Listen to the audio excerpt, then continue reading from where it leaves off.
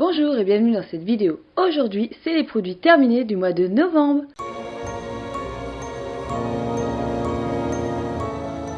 Alors, le premier produit que j'ai terminé, c'est le shampoing Natessence Oricin que je vous ai parlé dans ma précédente vidéo. Et j'ai aussi terminé 2 après-shampoings de la même marque et de la même gamme. Pourquoi j'en ai fini 2? Parce que j'ai tendance à en mettre énormément sur mes cheveux, c'est-à-dire je mets vraiment de l'après-shampoing à peu près de ce niveau-là jusqu'à la pointe de mes cheveux. J'utilise vraiment beaucoup de produits afin d'avoir un démêlage vraiment beaucoup plus facile. Alors, je sais bien que c'est peut-être pas forcément en mettant plus que ça pourrait améliorer le démêlage, mais voilà, je fonctionne comme ça marche, donc pourquoi arrêter? Voilà, mon avis complet est dans la précédente vidéo. Si vous ne l'avez pas vu, j'ai adoré ce shampoing et cet après-shampoing malgré une composition qui me laisse un petit peu dubitative. C'est pas des produits bio et malheureusement il y a quelques composants que je n'aime pas trop, mais franchement il y a largement pire comme composition dégueulasse. Donc oui, je suis susceptible de racheter des shampoings et après-shampoings de la marque Natessence. Ensuite j'ai terminé un flacon en verre de la marque Christian Lenard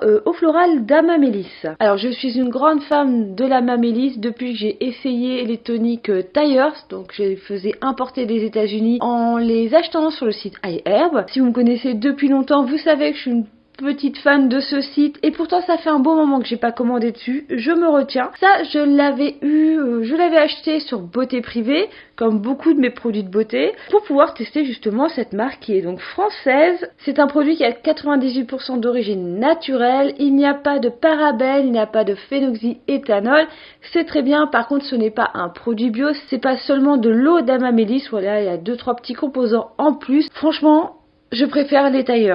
Je sais pas pourquoi, ça reste pourtant le même type de produit, mais je préfère largement les Tyers ou alors les eaux florales de chez Sanoflore. Donc non, je ne pense pas racheter un produit de chez Christian Lenard, malgré que ce soit un flacon en verre et que c'est quand même un très bon point pour la marque. Mais non, je pense pas racheter un produit de Christian Lenard. Ensuite, j'ai terminé ce petit pot de chantilly de karité de la marque Gaïna, 100% naturel, donc c'est une crème pour le corps au beurre de karité, 100% pur.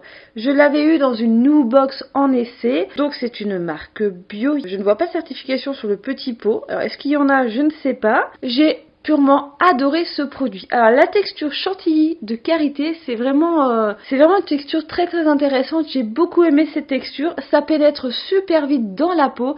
Alors c'est une texture quand même assez épaisse. Je serais plus sur une crème pâtissière que réellement une chantilly. Ça sentait assez bon. Le karité, c'est pas une odeur que je trouve super enivrante, mais ça m'a pas forcément déplu. J'ai un très bon souvenir de ce produit et si je le recroisais, oui, je l'achèterais sûrement en grand format parce que je l'ai quand même vachement aimé malgré que je ne sois pas du tout une adepte des crèmes pour le corps.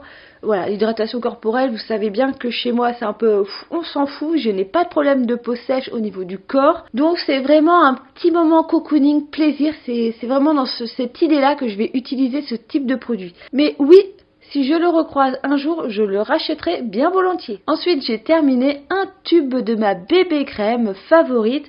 Donc la bébé crème de chez Herborian, la 5 en 1. Donc moi je prends la version classique, vraiment celle d'origine, la bébé crème au ginseng. Quoi dire de plus? J'adore cette bébé crème, je trouve qu'elle unifie parfaitement mon teint. On peut en mettre légèrement pour avoir vraiment un effet très naturel, comme on peut en mettre vraiment une bonne épaisseur pour avoir un effet un petit peu plus fond de teint. Je trouve qu'elle est assez modulable et je l'aime beaucoup malgré que sa composition n'est pas naturelle du tout, mais je trouve que c'est un très très bon produit de chez Herborian et oui, je le rachèterai très volontiers. Je suis enfin passée à la brosse à dents écologique. J'ai enfin terminé d'acheter des brosses à dents au supermarché, des brosses à dents en plastique qu'on met à la poubelle entièrement. Je suis enfin passée aux brosses à dents de chez Lamazuna. En tout cas, je teste celle-ci en ce moment. Donc c'est une brosse à dents où le manche, en fait, vous l'achetez une fois et vous avez juste la petite tête de la brosse à dents quand elle est plus bonne que vous pouvez changer. Je trouve que c'est un produit vachement plus intéressant que les brosses à dents en bambou parce que voilà, la brosse à dents bambou, faut l'acheter. Malgré que ce soit du bambou, c'est vraiment très bien. Mais là, c'est un plastique, si je dis pas de bêtises, c'est un plastique recyclé. Le manche contient 70% de ricin. Donc les têtes mesurant moins de 3 cm ne sont pas traitées dans les centrales françaises française, même si leurs matières sont recyclables, poils en nylon et stock en ABS. Nous avons donc mis en place un partenariat avec TerraCycle afin de transformer toutes les têtes qui nous seront envoyées. C'est vrai que c'est ce que j'avais vu. On peut renvoyer la tête de sa brosse à dents et ça permet de recycler aussi la tête de la brosse à dents. Alors je regardais, donc 60% de ricin dans le manche. Oui, c'est du bioplastique, voilà. Bah c'est tout, à part que c'est fabriqué en France, c'est vegan. Moi j'ai pris le médium. Alors je trouve que le médium, ça doit bien faire 15 jours, 3 semaines que je l'utilise. Et je trouve que le poil de la brosse à dents médium est quand même pour moi un poil dur. C'est plus ce que j'aurais trouvé dans le commerce en dur. Et ouais, je la trouve un petit peu agressive. Donc je pense que quand je rachèterai des têtes, bon, j'en ai déjà d'avance, mais je pense que je rachèterai des souples pour voir si vraiment il y a une grosse différence et si c'est plus adapté à mes dents. Et pour terminer, le produit, un petit peu comme à chaque fois, comme à chaque produit terminé, c'est un mascara. J'essaye tous les mois de finir un mascara pour vraiment finir mon stock de mascara et enfin pouvoir tester tous les mascaras bio que j'ai parce que j'ai vraiment envie de finir d'abord tous mes mascaras conventionnels avant. Donc j'ai fini le mascara de chez Essence, c'est I Love Extreme Volume Mascara. Donc c'est une brosse qui est quand même assez grosse. Moi j'ai les cils qui sont quand même assez longs naturellement, donc j'ai pas trop un problème de longueur, j'ai plus un problème de volume, on va dire. J'ai bien aimé ce mascara malgré que je trouve qu'il me faisait quand même beaucoup de longueur et pas forcément beaucoup de volume. En tout cas ce n'était pas ce que je recherchais. Je l'avais acheté à l'époque où Miss Vespera faisait des vidéos sur YouTube. Elle en fait plus du tout maintenant, mais voilà, je la suivais parce qu'elle parlait énormément de make-up, de make-up gothique, voilà, de fringues gothiques, d'achats gothiques on va dire, et surtout pas mal de make-up à petit prix mais avec des couleurs gothiques, voilà, type Sugar Peel, Lime Crime, voilà. J'ai un peu connu toutes ces marques-là grâce à elle.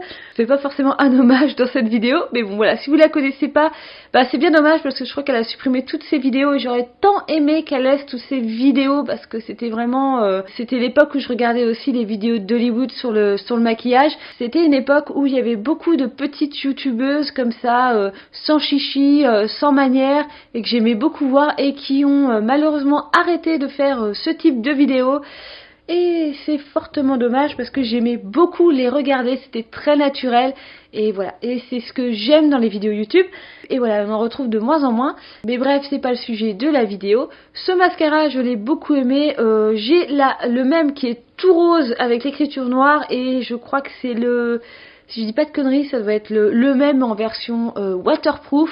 Sincèrement, je pense pas le racheter parce que voilà, je veux passer au mascara bio, mais j'aurais pu quand même le racheter parce qu'il était quand même assez bien. Malgré, je trouvais que voilà, niveau volume, je trouve qu'il donnait pas vraiment ce que je voulais quoi. Après, je pense que je demande un petit peu l'impossible au niveau des mascaras au niveau volume. Ça faisait pas des cils pattes de mouche, c'était quand même des cils assez bien définis, mais je trouvais quand même que ça donnait plus de longueur que de volume. Voilà. Et c'est sur cette description de mascara un petit peu chaotique que va se terminer cette vidéo. Je vous fais plein de bisous, surtout à tous les petits nouveaux qui sont arrivés sur ma chaîne. Et comme d'habitude, je vous dis à une prochaine vidéo. Bye bye!